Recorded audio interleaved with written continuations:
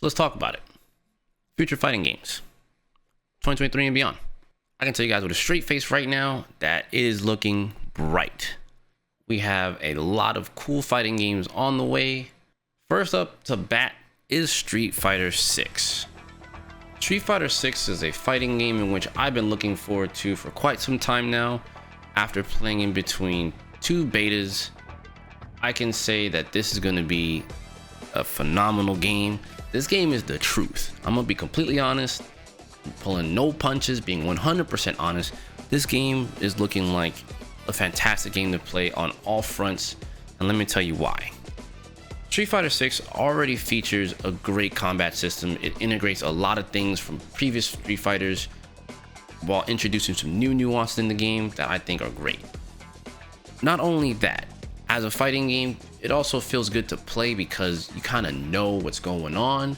It's very palatable, very easy for viewers to pay attention to and understand what's going on. Additionally, even if you don't want to take it to that level and push yourself as a player, you can always enjoy single player content, and even then they've said they're going to update that with their World Tour mode. So there's a lot to do there even on a single player perspective.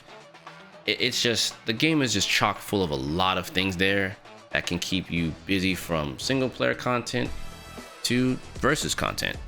You have the Capcom classes you can play. If you want to learn how to play more of the game, you can play the extreme modes. They have decent tutorials in there. Like, there's just no amount of things in which that you can do into that game. So it's looking really good. And even from a competitive standpoint, we already know Capcom has Capcom Pro Tour. They have all kinds of things that they've done previously for other Street Fighter games. So this game is next in line, and it's probably going to be even bigger. In fact, not probably, it is going to be even bigger and better than it was before.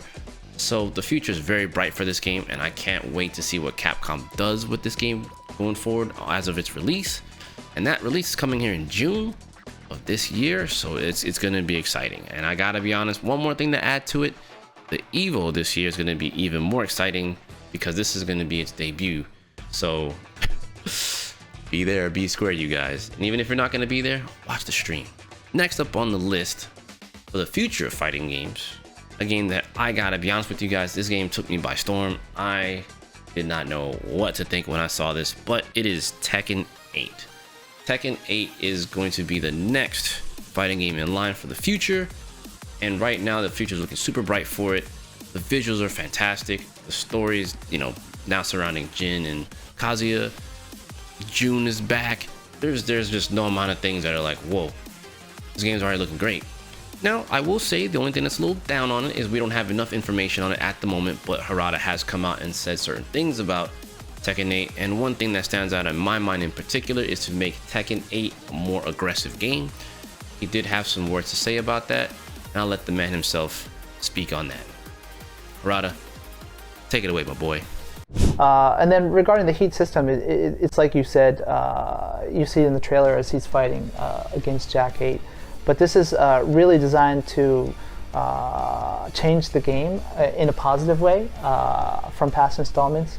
That it's the same with real martial arts, but with fighting games as well. If you have 2 people who have a really similar skill level, sometimes neither can go and attack or open themselves up. It leaves you vulnerable, perhaps. So you'll just see people staring each other down, I guess you could say, right? We wanted to break that up. So the heat system really kind of rewards players for going on the offense and to maybe poke holes in their opponent's defense because it's more fun for the people playing, but also for people watching the game, it's more of an enjoyable spectator experience. So this was designed to kind of really reflect the core concept of Tekken 8 of being an aggressive game and to kind of change up the gameplay in that manner. So this is the first time we're showing it off, and we hope to talk about it more in the future. So we hope everyone's looking forward to hearing more details. In addition to that, he also has come out and explained the new mechanics around the heat gauge and how that works as well not too long ago. And the mechanics seem pretty cool. Obviously, the most important part now is where does Tekken go in terms of online play? Is there going to be rollback implemented? What modes are in the game? Are there going to be some single player modes? Are there going to be multiplayer modes outside of the verses? Are we going to see Tekken Bowl? Are we going to see Tekken Force? There's no amount of things that they can add into this game, And even though we only have so much information, I'm excited already because, again, the combat looks cool. Jin looks fantastic. Like, just everything about the game right now is looking really cool. So I'm looking forward to see what Namco does with that game moving forward. Last, on the future of fighting games, the game that I am super smitten over and can't wait to try it is Project L. Riot has finally stepped into the fray and is making a fighting game of their own. And it's seen so many different transformations. It went from a 1v1, then they went radio silent, and then they've come out, boom, it's a 2v2 versus fighter akin to Marvel Infinite, BB Tag, or even some of the older versus games like X-Men versus Street Fighter, Marvel Superheroes versus Street Fighter, and the original Marvel versus Capcom 1. Now, this is really exciting for me because I get to see how they tackle, you know, a fighting game, because Riot does have a lot of other different games, and this being their first fighting game, I'm excited. And it's tailored around League of Legends, and it is a very popular IP around the world, so you know this game's going to get a lot of burn when it comes out. Riot has talked a little bit about the system mechanics, and they've talked about their online play, so there's a lot to look forward to there. However, single player content is a bit of a worry for me, mostly because most Riot games don't really have too much single player content. They're mostly focused around the competitive aspect. See Valorant, see League of Legends. Those games in particular don't really have single player modes per se, but they do have other fun modes to play with friends, so I feel like this is going to be more of the same. Obviously, I like to see some single player content in there for those, you know, who really seek that type of thing. However, it's going to be a free-to-play game, so I wonder only how far that's going to go in terms of single player content. But once again, even though Riot only comes out so often to talk about it, you can tell that they've gotten really far into development so far, and it feels like, from what I've seen, they were kind of okay with the system in itself. Now it just seems like they just need to add characters. So, you know, recently they showed off Alawi, and I'm a big fan of that character, by the way. So seeing Alawi kind of do her thing in the game and them talk about how she was balanced, I'm very excited to see how, not only how she turns out with the rest of the roster, again, the rest of the roster, who's going to be on there. That's what I'm more so concerned about. So far it's looking good for Project L. Additionally, there is one more game that I do want to talk about that hasn't really been talked about nearly as much, and that's Mortal Kombat 12. Now, I'll be the first to tell you, I'm not the biggest fan of NRS games anymore. I do have my gripes with them personally. However, I would be completely wrong to not include them into the future of fighting games. Ed Boon has been pretty quiet about the next installment of Mortal Kombat. We know that there's something, but we just haven't seen it.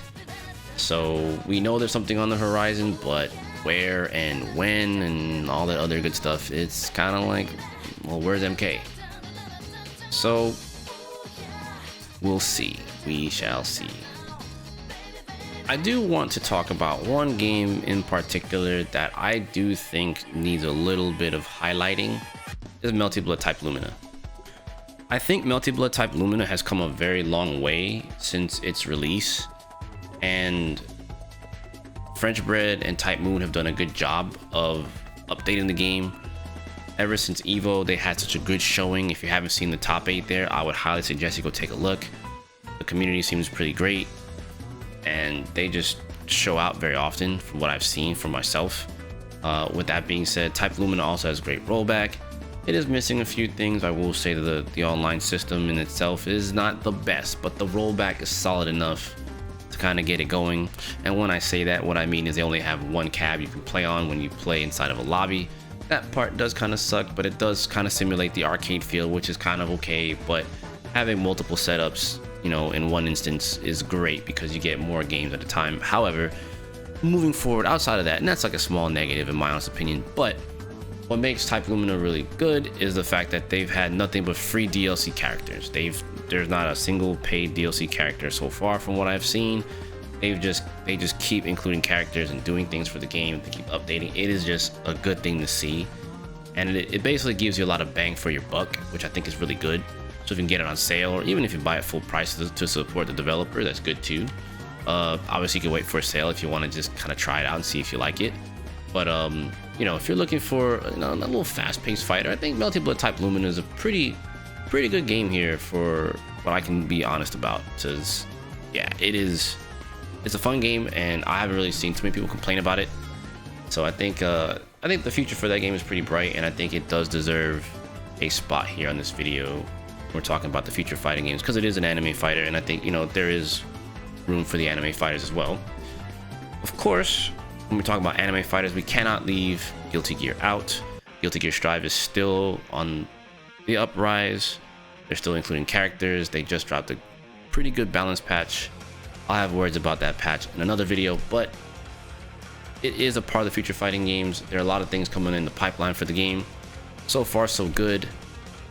Guilty Gear Strive is still one of the top contenders right now for the future fighting games. It's still there. It's still there. It is still there. Cannot deny it. Guilty Gear Strive is still here. It's been leading the wave since COVID hit, and it has gotten a lot better, and I'm very happy to say that. But once again, I'm gonna highlight that in another video. But yeah, looking at it all, we have a pretty good future moving forward for our fighting games. I'm very happy to talk about these games here. Let me know how you guys feel about the future fighting games. Talk to me. You guys interested in any of these games here? So be it Street Fighter 6, Project L, Tekken 8, like Lumina, Guilty Gear. I know you guys like Guilty Gear because you're on my channel, of course. A lot of you guys like Guilty Gear. But yeah, with that being said, talk to me in the comments below. How you guys feeling? How are you feeling?